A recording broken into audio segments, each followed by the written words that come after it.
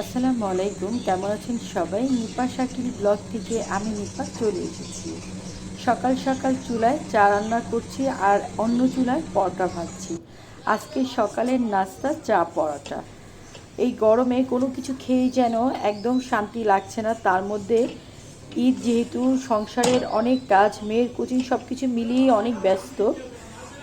নাস্তা খেয়ে রান্নাঘরে ঢুকে গিয়েছিলাম। আমি কিছু মশলা শুকিয়েছি, সেই মশলাগুলো ব্লেন্ডারে গুঁড়ো করে ঠান্ডা করে তারপরে কাচের বয়মে নিয়ে নিচ্ছি। কাচের বয়মে যখন আমরা মশলা রাখি, যে কোনো মশলাই আমরা রাখি না কেন, দেখা যায় মশলাটা কিন্তু ফ্রেশ থাকে। প্লাস্টিকের জার যত ভালো ব্র্যান্ডেরই হোক না কেন, কাচের বয়মে মশলাটা থাকলে যতটা ফ্রেশ থাকে, প্লাস্টিকের জারে কিন্তু মশলাটা ততটা ফ্রেশ থাকে না। আর মশলার যে একটা ঘ্রাণ, সেটাও কিন্তু প্লাস্টিকের জারে রাখার কারণে ঘ্রাণটা নষ্ট হয়ে যায়। তাই চেষ্টা করবেন যখন হোমমেড এই মশলাগুলো বানাবেন, সেগুলোকে কাচের বয়মে রেখে সংরক্ষণ করার চেষ্টা করবেন।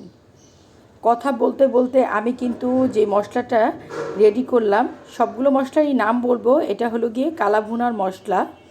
আমি তারপর আপনাদের বলে দিচ্ছি আমি কি কি মশলা বানিয়েছি। এখানে সবগুলো মশলা বানিয়ে কাচের বয়মে নিয়ে নিয়েছি। এখানে আমি বানিয়ে নিয়েছি কালাভুনার মশলা, সবগুলোর গায়ে স্টিকার লেখা আছে। তারপরে ছিল মেজবানি মশলা, তারপরে ছিল গরম মশলা, তারপরে ছিল 2টা বয়ম কাবাব মশলা। কাবাব মশলাটা আমার সবসময় একটু বেশি লাগে, কারণ কাবাব আইটেমগুলো আমার ঘরে বেশি খাওয়া হয়। আর এই মশলাগুলো আমি 1 বছরের জন্য সংরক্ষণ করব, তাই আমি এতগুলো করে বানিয়ে কাচের বয়মে রেখে দিচ্ছি। প্রতি বছর কুরবানি আসলে আমি এই মশলাগুলো বানাই। আর দেখা যায় মাঝে মাঝে হঠাৎ করে গরম মশলাটা যদি শেষ হয়ে যায়, গরম মশলা বানিয়ে নেই। দেখা যায় কাবাব মশলাটাই আমার বেশি ইউজ করা হয়, তো কাবাব মশলাটা আমি একটু এবার বেশি করেই বানিয়ে নিয়েছি।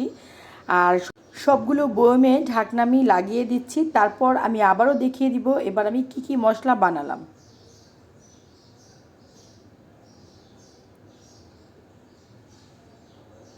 এই তো সব মশলা রেডি, এগুলো এখন আমি রেখে দিব। রান্না করে নিয়েছি পাটের শাকের ডাল। তারপরে চলে এসেছি মেয়েকে নিয়ে, বোনকে নিয়ে বাইরে। আজকে আর লাঞ্চ করার সময় পাইনি। মেয়েকে কোচিংয়ে দিয়ে তারপরে চলে যাব আমি লাঞ্চ করতে। মেয়ে কিছু খাবে না। মেয়েকে কোচিংয়ে দিয়ে আমি লাঞ্চ করতে চলে এসেছি। এই তো 2টা সেট মেনু নিয়ে নিয়েছি। খাবারটা খুবই মজা ছিল।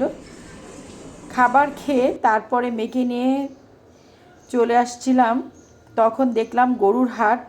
মেয়ে ভিতরে ঢুকবে না, আমিও ঢুকিনি। সাথে আপনার ভাইয়া আসছিল, আপনার ভাইয়াকে বললাম আমাকে একটু ভিডিও করে দাও, তো আমাকে গরুর হাটের একটু ভিডিও করে দিল।